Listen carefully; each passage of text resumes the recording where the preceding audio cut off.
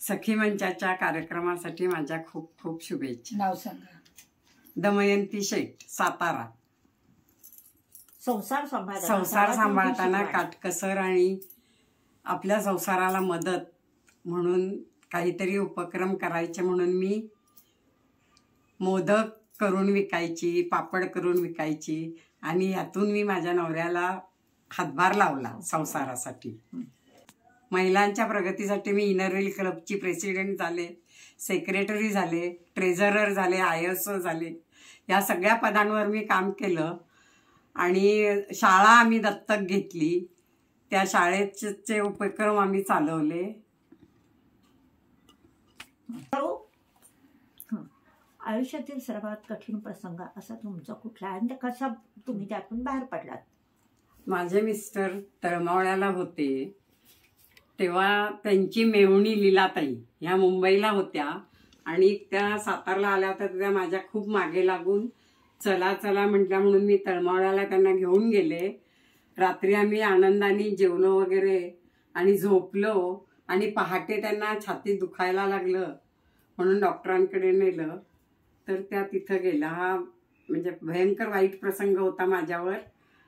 आणि त्याच्यानंतर 2 महिने मी खूप आजारी होते आणि पुण्यात मी अरुणा मामींकडे राहिले होते तेव्हा. त्यावेळेला माझा नातू लहान होता चिनार.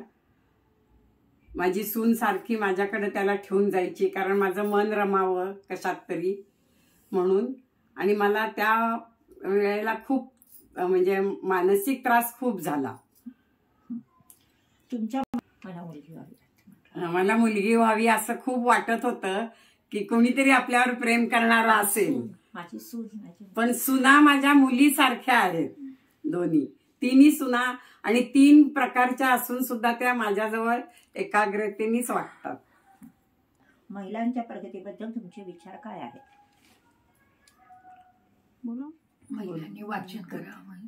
महिलांनी वाचन करावं, सगळ्यांशी चांगलं हे करावं, व्यायाम करावा, फिरायला जावं, आरोग्य सांभाळायचं स्वतःचं, घरातल्यांचं. अशा बऱ्याचशा गोष्टी महिलांनी कराव्या. एखाद्या मंडळात जावं.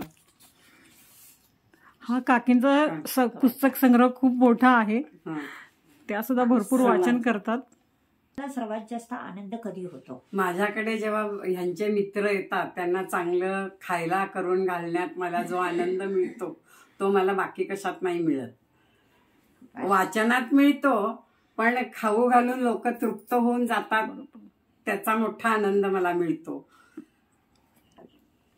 त्यांनी मोठं व्हावं, चांगलं अभ्यास करावा, चांगल्या नाचात किंवा कुठे प्रॅक्टिस करावी, परत बाहेरचं जग पाहावं, त्यांनी सामाजिक कार्य करावं आणि आपल्या स्वतःच्या ह्याच्याकडे पण लक्ष द्यावं. चांगलं नागरिक व्हावं.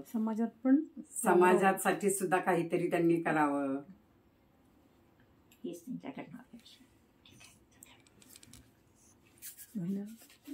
धन्यवाद. धन्यवाद.